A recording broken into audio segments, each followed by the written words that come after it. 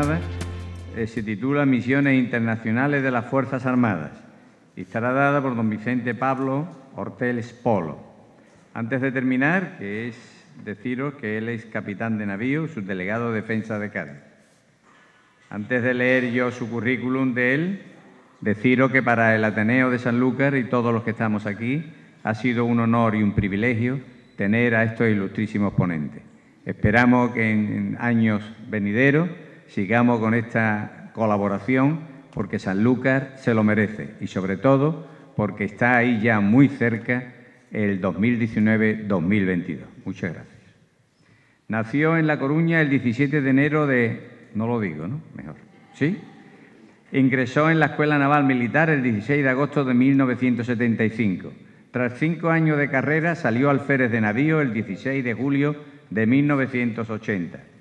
Ha estado embarcado en los siguientes buques: buque de desembarco Conde Venadito, patrullero de altura Princesa, flotilla de aeronaves destinado en los aviones del Ejército del Aire P-3 Orión, portaaeronaves Dédalo, portaaeronaves Príncipe de Asturias, patrullero Barceló, transporte Contramaestre Casado. Ha mandado los buques Barceló y Contramaestre Casado. Sus destinos en tierra han sido los siguientes: profesor de la Escuela Naval Militar, profesor de la Escuela de Suboficiales, jefe de la Estación Radio de Santorcaz, jefe de instrucción de la Escuela Naval Militar, sección de Sistema de Información del Estado Mayor de la Armada, jefe del Grupo de Control y Evaluación del Sistema de la Fragata F-100 en Navantia, jefe del Centro de Apoyo Informático de la Flota, jefe de la Sección de Sistema de Información del Estado Mayor de la Armada, jefe del Centro de Programas Tácticos y Centro de Instrucción y Adiestramiento. Actualmente es el delegado de Defensa en Cádiz.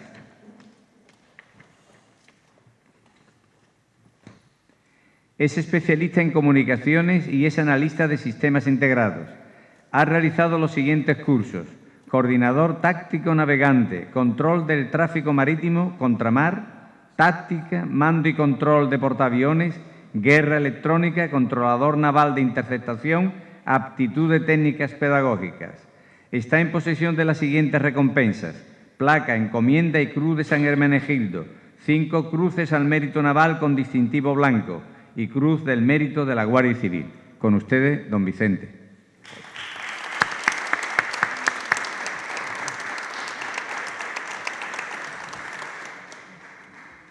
Muchas gracias, presidente. Almirante, con tu permiso. Bueno, entre los cometidos asignados a los delegados y subdelegados de defensa están la cultura de defensa. Y hay que destacar entre la cultura de defensa la promoción, el fomento, la difusión de los asuntos relacionados con la seguridad y defensa de España. Esta actividad de las misiones internacionales constituyen una de las mejor valoradas por la sociedad española. La sociedad española valora muy positivamente, con un respaldo superior al 85%, de una manera sostenida.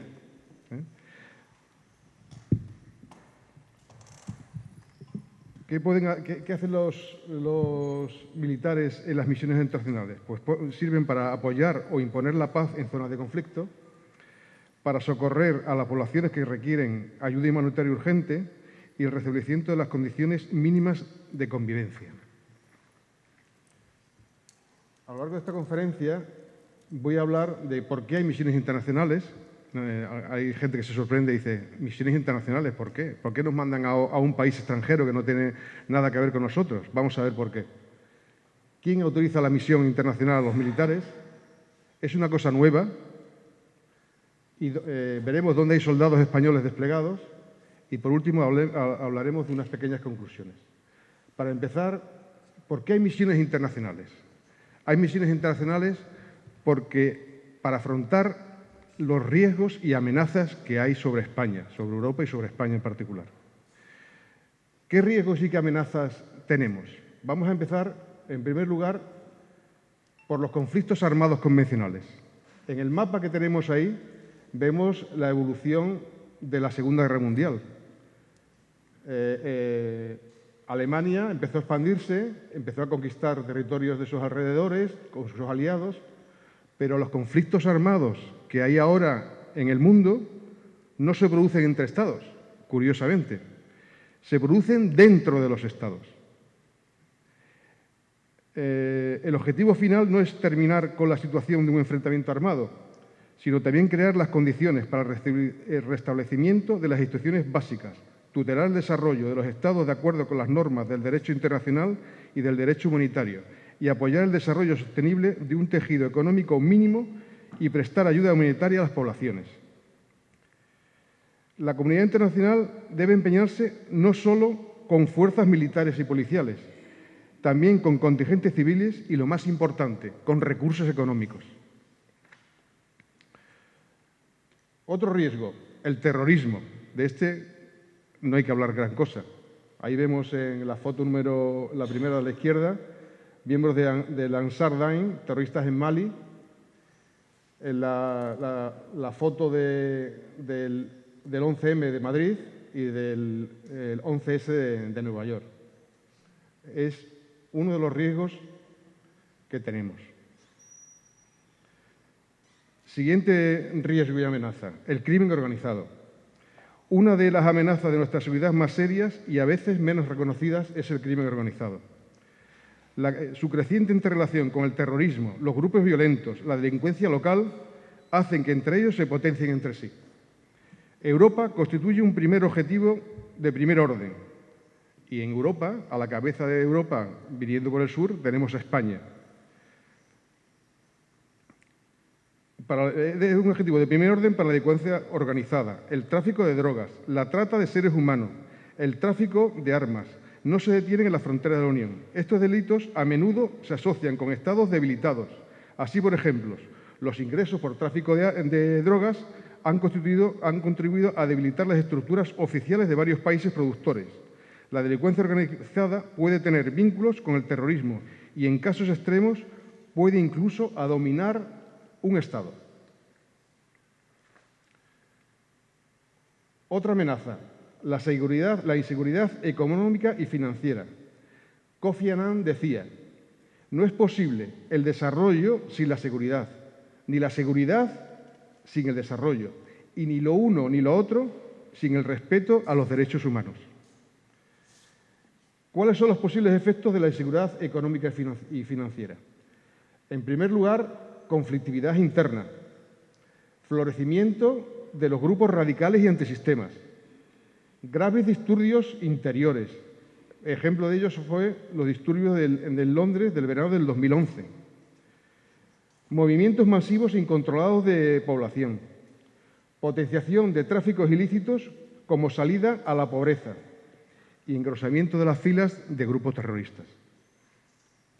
Un ejemplo actual es la aprobación del Sahel.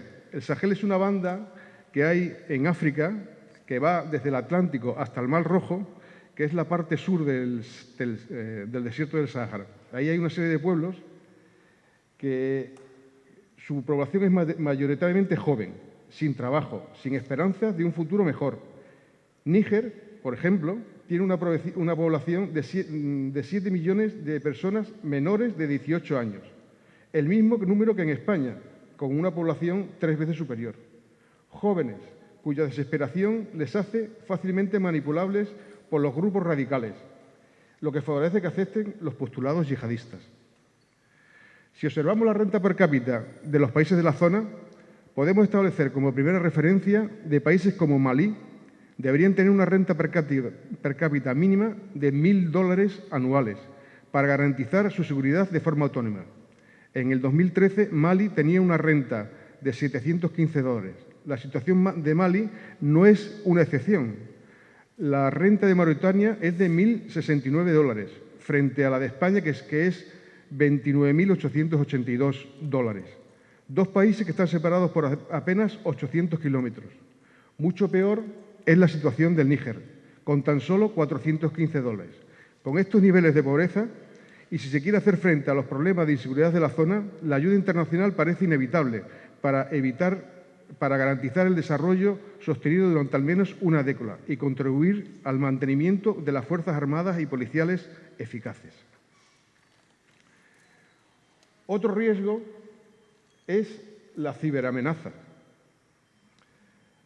Las ciberamenazas constituyen una amenaza en crecimiento, con la que posibles agresores terroristas del crimen organizado, empresas, estados, individuos aislados, pueden poner en dificultades de infraestructuras críticas y pueden hacer muchísimo daño. ¿Qué ventajas tienen los ciberatacantes? El ciberespacio es un campo de batalla de grandes dimensiones. Fácil anonimato. Los ataques pueden lanzarse desde casi cualquier punto del mundo. Tienen un bajo coste de recursos humanos y materiales. Un técnico en ordenadores que sepa hacerlo con un ordenador basta para poner en jaque a un país. Esta amenaza tiene un alcance global, con el único requisito de tener acceso al ciberespacio. La conexión del ciberespacio de cualquier sistema lo convierte en un objetivo susceptible de ser atacado. Además, proporciona herramientas necesarias para que los más pequeños puedan enfrentarse e incluso vencer y mostrarse superiores a los más grandes, con unos riesgos mínimos para ellos. Otro factor de la ciberamenaza es la velocidad.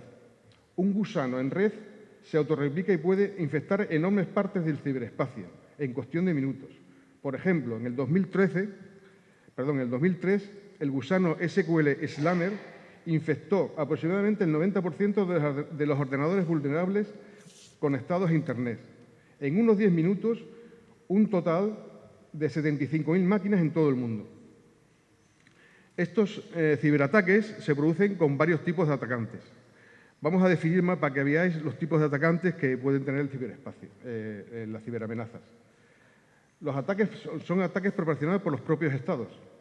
En los últimos años se han detectado ciberataques contra infraestructuras críticas de países en contra de objetivos concretos, pero igualmente estratégicos. El ciberespacio de Estonia en el 2007 supuso la interrupción temporal de muchas de las infraestructuras críticas del país báltico. Las redes clasificadas del gobierno estadounidense a manos de atacantes con base en un territorio chino también pasó lo mismo. Y a Irán, Irán reconoció que le habían atacado los sistemas de informáticos de decenas de industrias que fueron atacados por un virus el pasado verano. Aquí también puede incluirse el espionaje industrial. ¿Quién más? Otro tipo de atacante, los servicios de inteligencia y contrainteligencia, buscando operaciones de información. Suelen disponer de bastantes medios tecnológicos y muy avanzados. Más ataques, el terrorismo, extremismo político y ideológico. Los terroristas o grupos extremistas utilizan el ciberespacio para planificar sus acciones, publicitarlas, reclutar adeptos para ejecutarlas y así como herramienta de financiación. Y después ataques de la delincuencia organizada. Las bandas de delincuencia organizada han comenzado a trasladar sus acciones al ciberespacio, explotando las posibilidades del anonimato que éste ofrece. Y por último hay otro ataque, que son los ataques de perfil bajo. Este tipo de ataques son ejecutados normalmente por personas con grandes desconocimientos de tecnologías de la información y lo hacen simplemente por motivaciones personales. De repente dicen, me voy a meter en el ordenador del Pentágono y voy a poner aquí que aquí ha entrado Pepito. Y simplemente con eso les llega.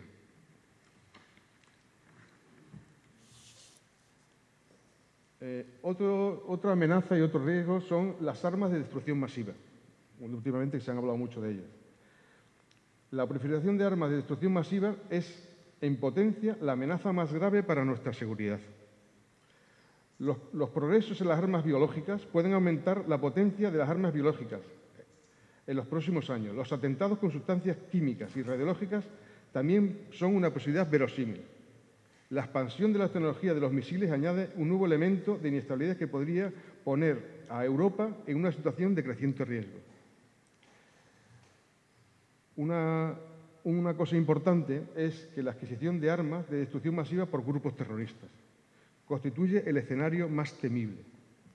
Si se produjera, un grupo terrorista podría causar daño de una magnitud que antes solo estaba al alcance de los estados o de los ejércitos.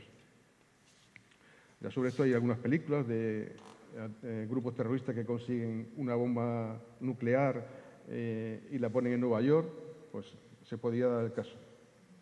El último atentado con armas de destrucción masiva lo llevó a cabo en 1995 la secta terrorista Aum, en el metro de Tokio, utilizando gas sarín. Hubo 12 muertos y varios miles de heridos. 2 años antes, esta misma secta había rociado con esporas de carbunco una calle de Tokio.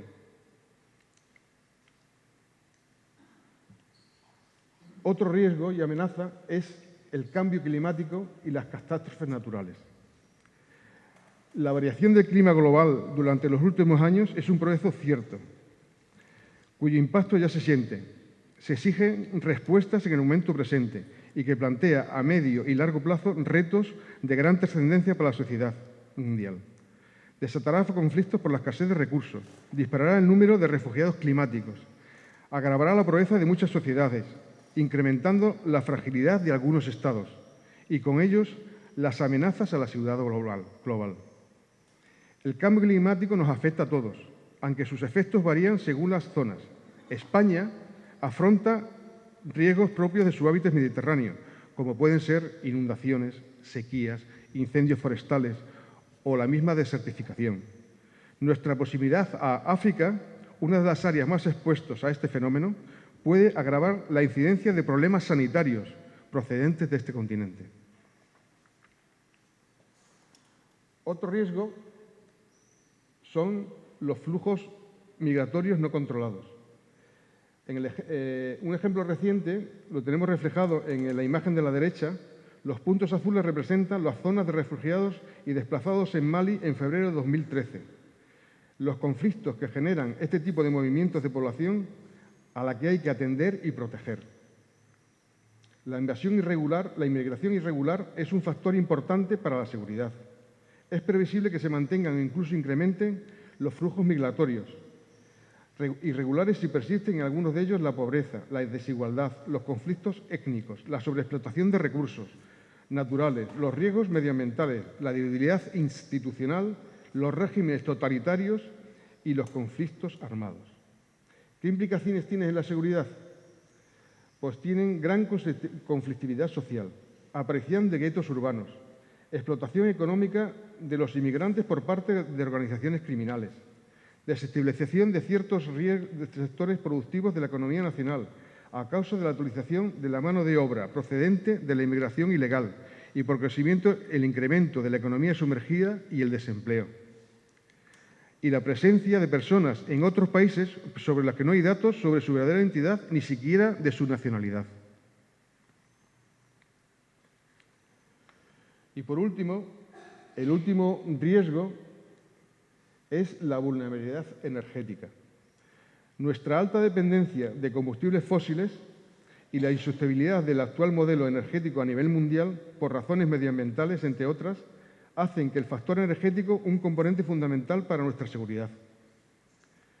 Los ejes de acción para tener seguridad energética son la diversificación de fuentes de energía, el ahorro y la eficiencia energética, con el doble objetivo de reducir la dependencia del exterior y mejorar nuestra competitividad económica. La seguridad de abastecimiento a un precio razonable, limitando la cuota procedente de un mismo país. Desarrollando reservas energéticas, fomentando las interconexiones, impulsando infraestructuras y liberalizando mercados. La mejor garantía de abastecimiento y seguridad energético para España es un mercado europeo integrado de electricidad y de gas natural. Resumiendo, los riesgos que nos encontramos son estos que tenemos ahora en la pantalla. Conflictos armados, recapitulando, son conflictos armados convencionales, terrorismo, crimen organizado, inseguridad económica y financiera, ciberamenazas, armas de destrucción masiva, catástrofes y cambio climático, flujos migratorios no controlados y la vulnerabilidad energética. Hay una serie de diversas organizaciones internacionales implicadas en el mantenimiento de la paz del mundo, en la seguridad de las naciones y en la solución justa de los conflictos. Algunas tienen un carácter global y otras son de ámbito continental o regional. Entre ellas destacan la Organización Nacional de la Organización de las Naciones Unidas, la Unión Europea y la Organización del Tratado del Atlántico Norte. La integración de España en estas estructuras de seguridad compartida y defensa colectiva como miembro con todos los derechos y todos los deberes, ha tenido y tiene un impacto crucial en la política de defensa y la política militar española en estos últimos años, y muy especialmente con relación a la participación española en operaciones de paz. Vamos a ir viendo una por una. La ONU, de entre todas las organizaciones internacionales, la Organización de las Naciones Unidas es la que engloba un mayor número de países comprometidos. Actualmente son 197 países y lleva el mayor peso de actuación en todo tipo de conflictos y prácticamente en todos los continentes. La organización inició su andadura en 1945 y su documento constituyente es la Carta de las Naciones Unidas, donde se recoge el objetivo de unir fuerzas entre las naciones para el mantenimiento de la paz y la seguridad internacionales y cooperar en la solución de problemas internacionales. La Carta de las Naciones Unidas regula el uso de la fuerza por los Estados a través de la prohibición del uso o amenaza de la fuerza en las relaciones internacionales, salvo en caso de legítima defensa individual o colectiva. La Carta de las Naciones Unidas formula el principio de no usar el recurso de la fuerza si no es al servicio del interés común o la autodefensa y trata de imponer los conflictos una solución pacífica. La ONU cuenta con un departamento de operaciones de paz. La Unión Europea, en el nuevo Tratado de la Unión Europea, firmado en Maastricht, Holanda, el 7 de febrero del 92, entró en vigor en noviembre del 93 y supuso la creación de la actual Unión Europea. La Unión Europea admite en su seno, tal como rigen sus estatutos, a todo país europeo democrático que cumpla determinadas condiciones económicas y políticas y que esté dispuesto a cumplir los términos de los tratados de la Unión y asumir sus leyes. La Organización del Tratado del Atlántico Norte. Aunque en sus orígenes la Alianza del Atlántico Norte fue una alianza militar que solo pretendía prevenir o repeler una hipotética agresión por parte del bloque soviético, la firma del Tratado del Atlántico Norte supuso ya una alianza política sin precedentes en la historia de la humanidad y que con el tiempo, especialmente a partir de la desaparición de la URSS, se ha convertido en una organización de ámbito internacional que promueve una política de paz y seguridad basada en el derecho de la defensa y ayuda a resolver los conflictos entre países de forma pacífica y que colabora en la solución de problemas humanitarios. Ahora vamos a ver quién autoriza la misión. Nosotros los militares no somos un grupo que diga vamos a Cuba y nos vamos a Cuba, no. La decisión del envío de las fuerzas militares a una operación es una operación por parte del Gobierno. Tiene como consecuencia inmediata la involucración de sus estamentos del Estado, ya que en ella se ven envueltas las fuerzas militares, los estamentos políticos, las instituciones y organismos de cooperación y organizaciones no gubernamentales de asistencia humanitaria que actúan en el país.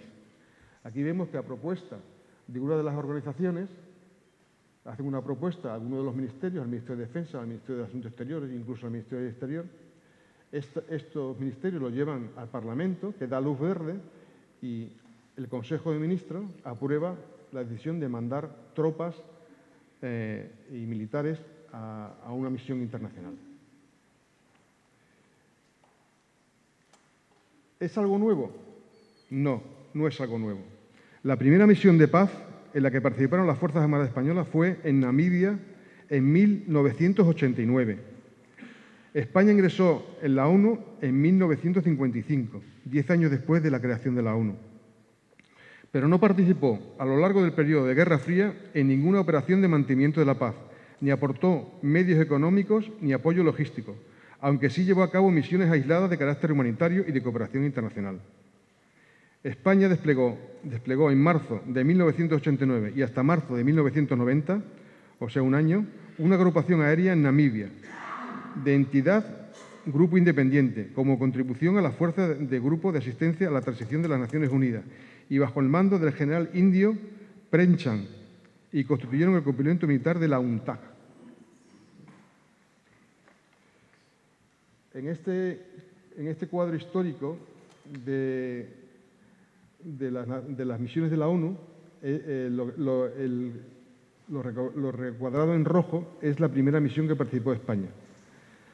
Pues las Fuerzas Armadas Españolas han estado en más de 50 operaciones y misiones por todo el mundo, en las que han pasado más de 137.000 hombres y mujeres de los 3 ejércitos y de la Guardia Civil. ¿Cómo es una operación? En los primeros momentos de una operación, cuando los enfrentamientos armados están todavía presentes o continúan desarrollándose, adquiere la mayor importancia el componente militar, cuyos objetivos básicos son obtener el cese de las acciones armadas en la zona, proporcionar seguridad no solo a la población, sino también a las agencias de asistencia y apoyar las acciones de asistencia humanitaria y de desarme. Conforme la situación evoluciona, el componente militar disminuye sus capacidades de combate y aumenta las de apoyo civil y al de asistencia. Y, por su parte, el componente civil adquiere un mayor protagonismo y desarrolla las acciones dirigidas a la reconstrucción de asistencia a las infraestructuras política, social y la ayuda humanitaria. Las actuales misiones de apoyo a la paz se articulan en torno a 4 áreas de actuaciones básicas. La primera, seguridad, proporcionada por las fuerzas militares y policiales desplegadas, cuyos objetivos fundamentales son la de consecuencia de un entorno estable y el mantenimiento de la seguridad para el resto de las actividades que pueden desarrollarse. La segunda, reconstrucción, a cargo de organizaciones internacionales con capacidades económicas. Tercera, desarrollo político y democrático, normalmente a cargo de una o varias organizaciones internacionales.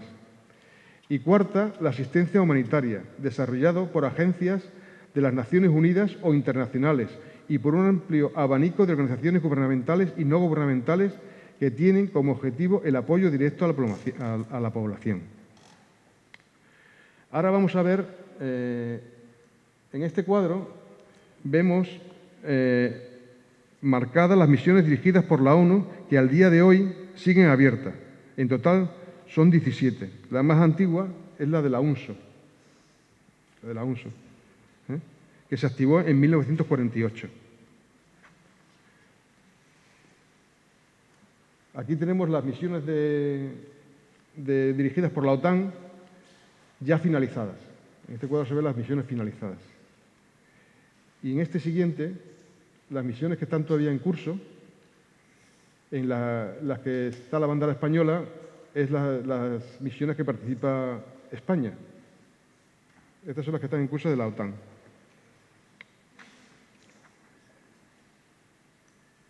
Aquí vemos las misiones internacionales de la Unión Europea. En la Unión Europea despliega misiones tanto civiles como militares, misiones en apoyo al sector de la seguridad, de monitorización, policiales, judiciales y también con fuerzas militares. La Unión Europea emplea un amplio abanico de capacidades tanto militares como civiles.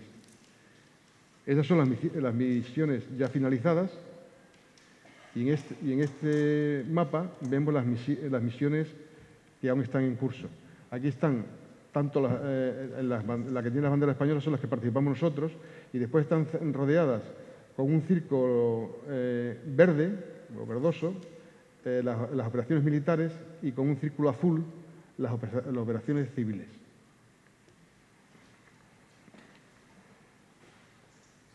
Y por último, aquí tenemos las operaciones de ayuda humanitaria. En estas misiones, las fuerzas militares garantizan y protegen el reparto de ayuda humanitaria, dirigido por agencias especializadas de las Naciones Unidas o por organizaciones civiles. La diferencia es que estas misiones constituyen únicamente en eso, en facilitar labores de ayuda humanitaria, en situaciones de catástrofe como terremotos o inundaciones. Aquí no está puesta la misión de Haití, de la MINUSTAH de Haití, activada a consecuencia del terremoto, porque en su origen fue una misión de estabilización que incluyó labores humanitarias, pero una vez en marcha la misión debió modificarse al ser necesario incrementar la ayuda humanitaria ante la tremenda gravedad de la situación. ¿Qué personal tenemos desplegado fuera de España? Militares.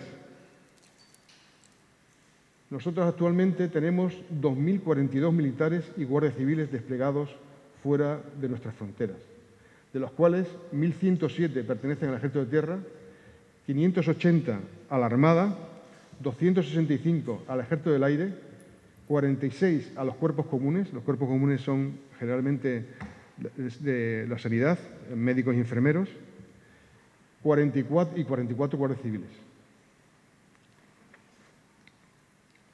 ¿Y qué misiones tenemos actualmente en curso?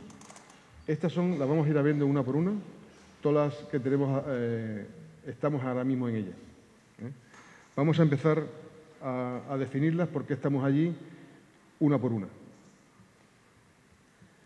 La misión Resolute Support en Afganistán. Esta misión sustituye desde el 1 de enero del 2015 a la operación ISAF de la OTAN, en apoyo del gobierno afgano. La nueva operación está enfocada al adiestramiento y al asesoramiento de las fuerzas afganas para dotarlas de capacidades suficientes para hacerse cargo de su propia seguridad. La nueva misión de la OTAN en Afganistán desplegará 12.000 efectivos de las naciones aliadas.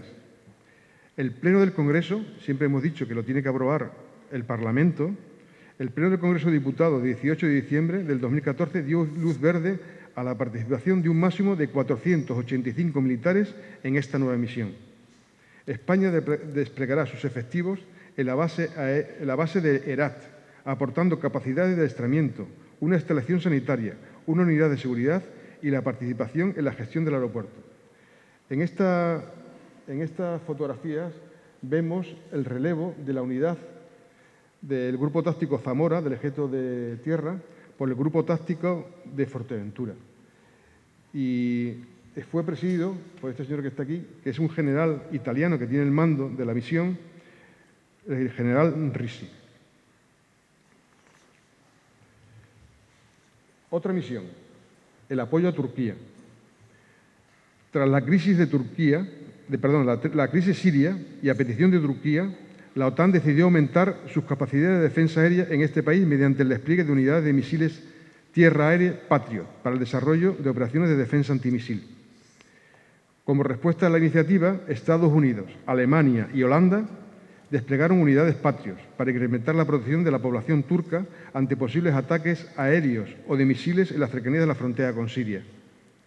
En agosto del 2004, el comandante supremo de la Alianza en Europa, SACEUR, pidió a España que valorara la posibilidad de relevar algunas de las unidades en el 2015, de los misiles Patriot, evidentemente. Y el Consejo de Ministros de diciembre de 2014 aprobó la participación de una batería de Patriot del Ejército de Tierra en Turquía durante todo el año 2015 y personal de apoyo necesario con un contingente de orden de 130 efectivos.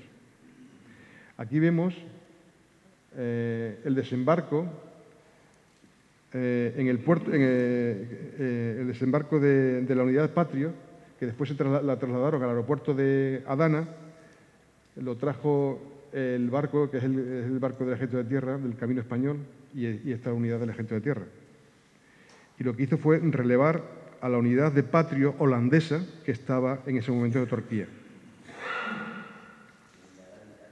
¿Qué? ¿De Gaditano? Sí, sí. Sí. Perfecto. No lo he dicho, es de Algeciras, de aquí de Cádiz. Otra operación, la operación Inherent Resolve en Irak. España decidió integrarse en la coalición internacional acudiendo al llamamiento de las Naciones Unidas. En este contexto, el ministro de Defensa compareció ante el Congreso de los Diputados en octubre del 2014 para pedir autorización en el envío de instructores en apoyo a las Fuerzas Armadas iraquíes.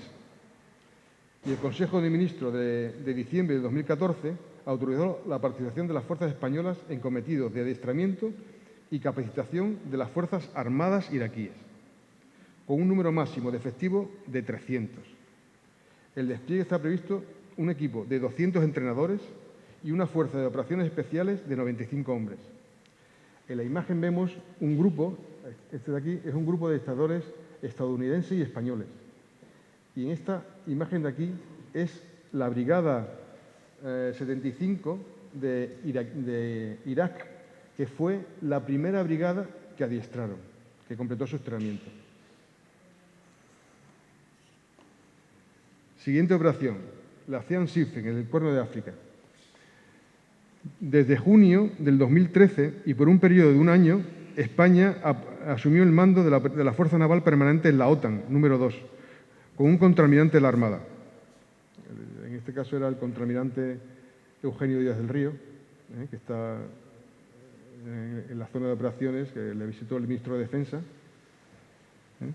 Dicha fuerza estuvo desplegada en el Mediterráneo dentro de la operación Active Endeavour. desde junio hasta diciembre de 2013. Posteriormente, la fuerza pasó a desempeñar misión dentro de la operación Ocean Sife, en aguas de la zona del Golfo de Adén y Cuerno de África, para apoyar a la lucha contra la piratería en dicha zona. Ha proporcionado protección a buques, ha impedido y anulado ataques piratas en la zona. Esta iniciativa también ayuda a fortalecer las fuerzas navales y guardacostas de estados de la región para ayudar a la lucha contra los ataques piratas. España aportó, además del mando de la fuerza, una fragata tipo F-100 sobre un total aproximado de unos 240 hombres que van rotándose cada cierto tiempo. Otra operación en activo. Apoyo a la República Centroafricana. El incremento de la tensión de la República Centroafricana motivó que la Unión Europea mostrase su disposición al envío de una operación militar a este país en enero del 2014. Posteriormente, el Consejo de la Unión Europea autorizó dicha operación, cuya misión prioritaria es la de contribuir a crear un entorno seguro y protegido para la población, concentrando su acción preferentemente en la capital Bangui. El Consejo de Ministros, nuestro Consejo de Ministros, de diciembre de 2013, aprobó, a propuesta de los ministros de Asuntos Exteriores y de Cooperación, de Defensa y de Interior, un acuerdo en que se autorice el despliegue y la participación de unidades militares y de la Guardia Civil. El acuerdo contempla el despliegue y la participación de unidades militares españolas en la operación militar en apoyo a la República Centroafricana, hasta un máximo de 50 efectivos, y un despliegue de una sección de la Guardia Civil hasta un máximo de 25, como contribución española a la fuerza de la Gendarmería Europea. El Ejecutivo decidió también contribuir con un avión T-10 Hércules y un contingente de apoyo hasta un máximo de 60 efectivos para facilitar el despliegue y sostenimiento de las fuerzas francesas allí destacadas. Posteriormente fue intercambiado por un avión T-21, que es el que está aquí en la figura. Primero estuvo un avión Hércules y después pasó a un T-21. Y este es el destacamento que apoya al avión.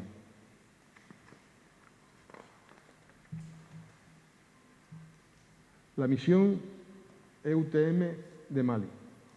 Aquí vemos lo que es el Sahel, lo que hablaba antes. Mali está en el Sahel occidental, y que se extiende por Mauritania, Mali, Argelia y Níger. La denominación de Sahel significa orilla o borde del mar de arena, que es el Sáhara, un mar de 8 millones de kilómetros cuadrados. El límite sur de este mar de arena es el Sáhel, con una longitud de 6.000 kilómetros, que se extiende desde el Atlántico hasta el Mar Rojo, como veis ahí, del Atlántico hasta el Mar Rojo. Se trata de un territorio donde los estados de la región no logran ejercer plenamente su soberanía. Esto se debe principalmente a su debilidad económica, estructural, política y militar, y todo ello potenciado por la corrupción endémica. Sin duda, se trata de un territorio fallido, el territorio fallido más extenso del mundo, lo cual le convierte en uno de los más peligrosos a escala global y un foco de estabilidad regional, que lo tenemos aquí a la puerta de casa, prácticamente, si nos ponemos a ver. La crisis política y humanitaria y de seguridad que estaba sufriendo Mali, consecuencia de los acontecimientos acaecidos en el norte del país desde principios de 2012, rebelión de Tuareg, seguido por un golpe de Estado militar y la entrada de terroristas yihadistas, lo convirtieron en un centro de estabilidad y una grave amenaza para toda la región del Sahel y para Europa, y por supuesto para España. El presidente interino de Mali remitió peticiones oficiales de apoyo al secretario general de la ONU, una petición de ayuda para la reestructuración y entrenamiento del ejército en Mali. El Consejo de la Unión Europea requirió el inicio con carácter de urgencia de los trabajos de planeamiento para una posible misión militar para la reorganización y entrenamiento de las Fuerzas Armadas de Mali.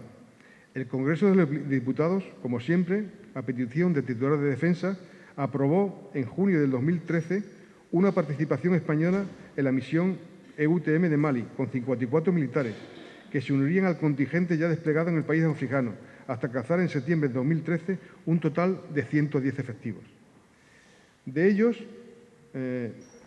a diciembre de 2014, la misión contaba con 539 efectivos de 24 países de la Unión Europea. De ellos, 110 son españoles, lo que convierte a España en un país que más fuerza aporta. ostentando además desde el 24 de octubre la jefatura de la operación. Al haber asumido el general de brigada del Ejército de Tierra, García Vaquero, al mando de la misión. España tiene previsto su participación en el último año que la participación en la OITM de Mali se incremente en 52 personas hasta el relevo de mando. Después tenemos otra operación de apoyo a Mali y Senegal. El 7 de enero de 2013, grupos terroristas iniciaron el avance desde el norte de Mali hacia el sur del país, poniendo en grave riesgo la seguridad del mismo.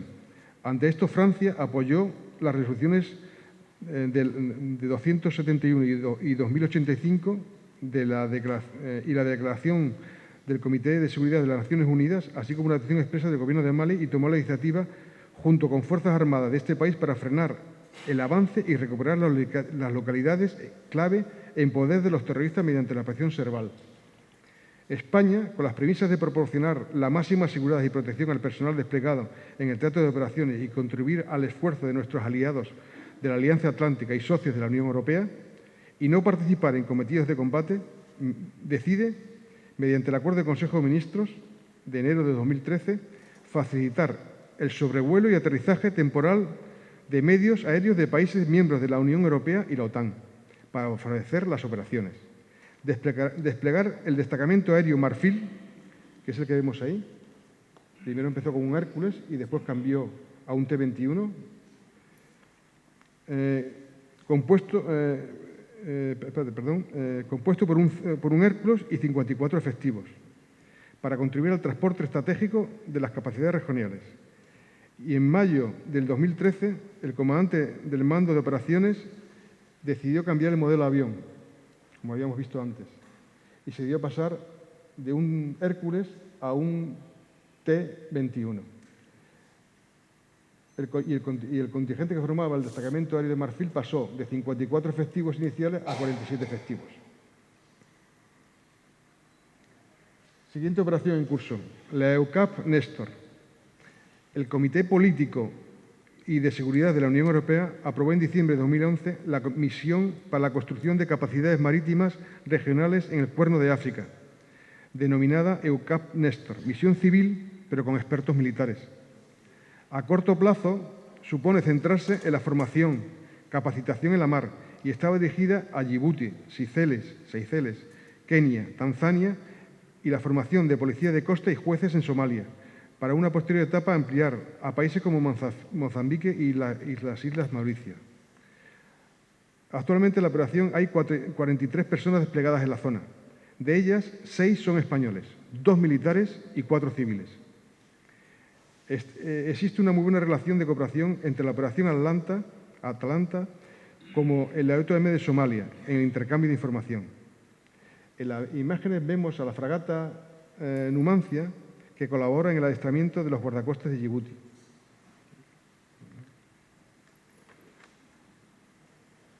La EUTM de Somalia. El Consejo de Asuntos Exteriores de la Unión Europea, en reunión del 25 de enero del 2010, acordó crear una misión militar para contribuir al adiestramiento de las Fuerzas de Seguridad de Somalia. Esta misión cuenta con la coordinación de la Unión Africana y, en particular, para su operación en Somalia de las Naciones Unidas y de los Estados Unidos. La misión de entrenamiento de las Fuerzas de Seguridad de Somalia se encuentra en su tercer mandato. ¿Qué objetivos tiene? Dice, llevar a cabo entrenamientos en especialistas y liderazgo de las Fuerzas Armadas somalíes. Asesoramiento estratégico del Ministro de Defensa y a su Estado Mayor. Orientar en la reforma del sector de seguridad, en programas, políticas e infraestructuras, en coordinación con la Oficina de Política de las Naciones Unidas de Somalia. En la actualidad existen representaciones de 11 países: Italia, España, Suecia, Hungría, Holanda, Reino Unido, Alemania, Portugal, Finlandia, Rumanía y Bélgica, y más Serbia, en un total de 125 efectivos presentes en la misión. La parte española de la EUTM Somalia son 14 militares. El 21 de octubre del 2014, el Comité Político y Seguridad aprobó la extensión de la misión hasta diciembre del 2016. Durante el 2014 se han impartido formación y adiestramiento a 1.200 efectivos de las Fuerzas Armadas somalíes. La operación Atlanta quizás sea una de las que más hemos oído hablar. Como se ve en la pantalla, lo más destacable es el teatro de operaciones. El teatro de operaciones son esas dos flechas que están pintadas en la pantalla y que esa flecha va en la misma distancia de Mallorca a Egipto y de Islandia a Canarias. O sea, prácticamente en el teatro de operaciones casi integraría Europa.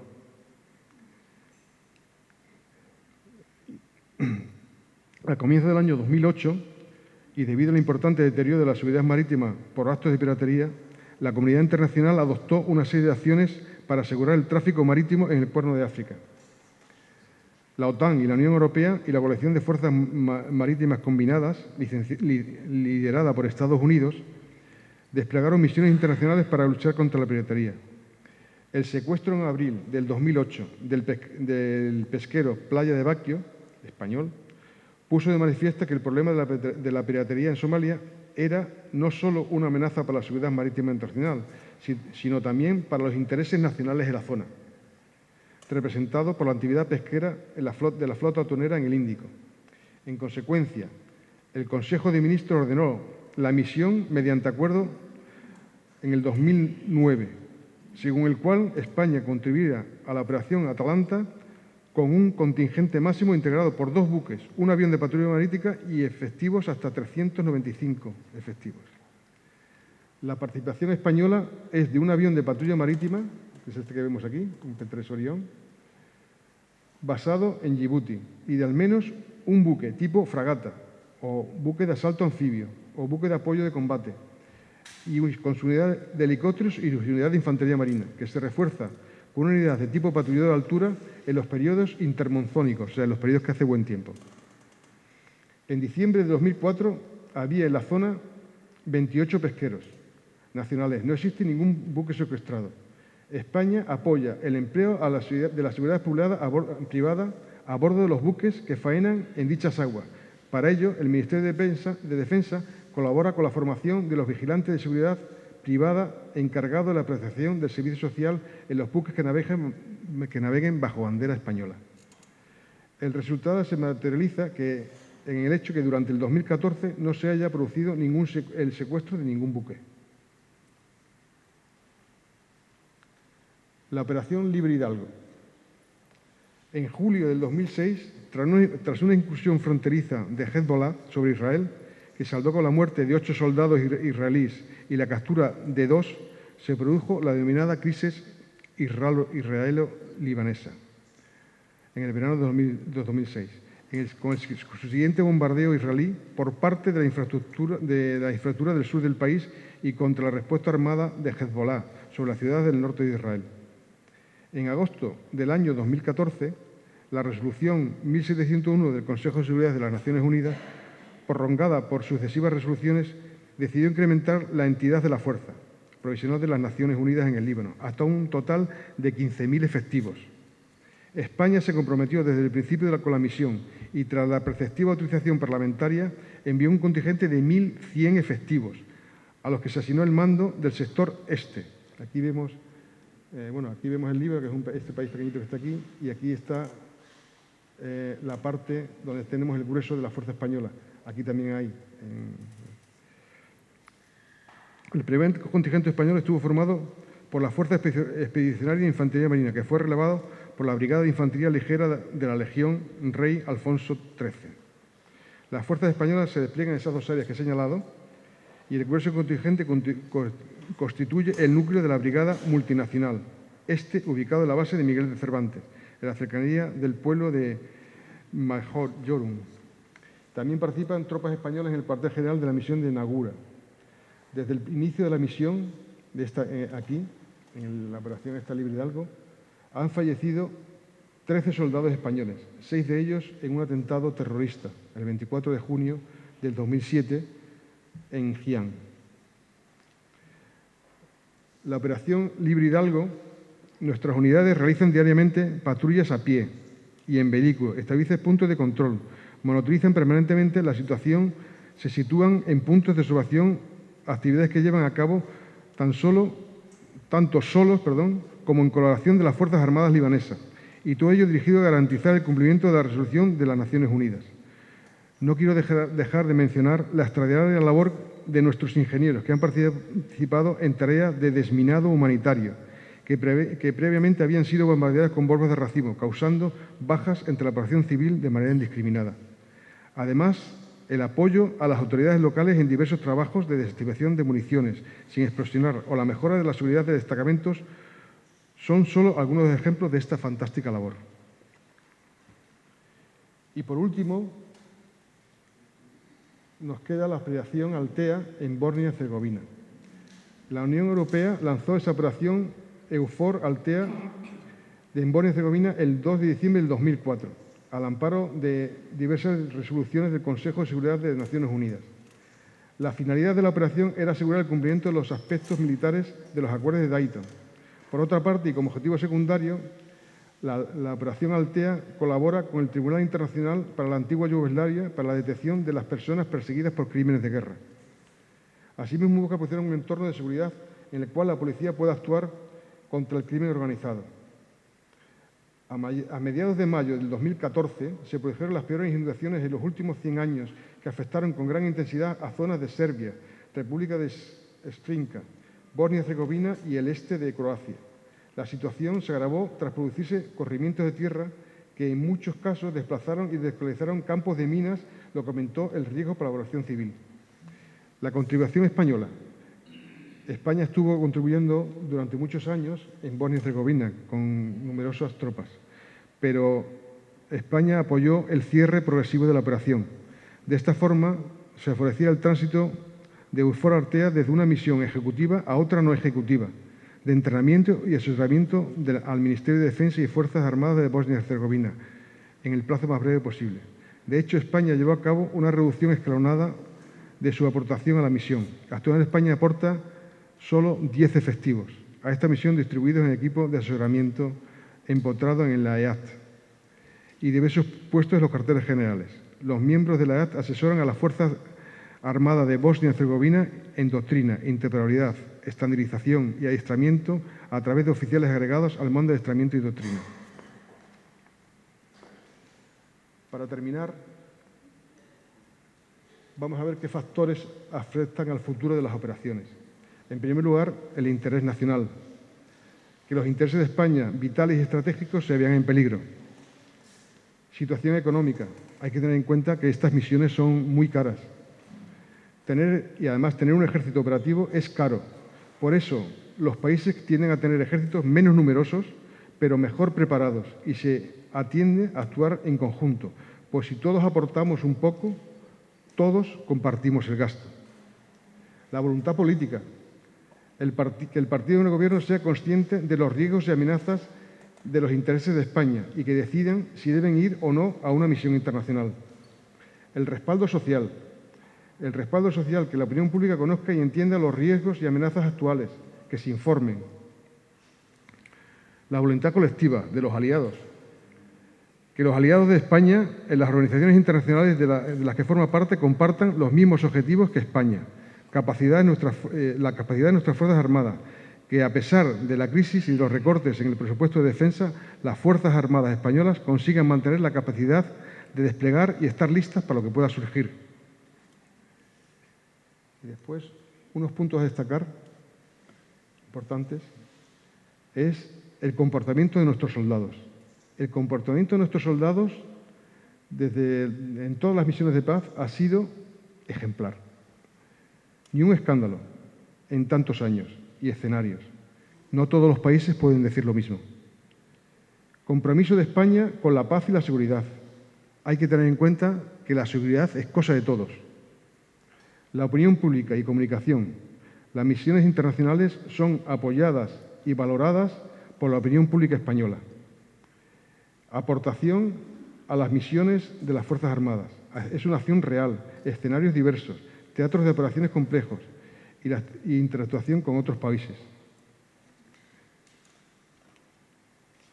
Muchas gracias por su atención.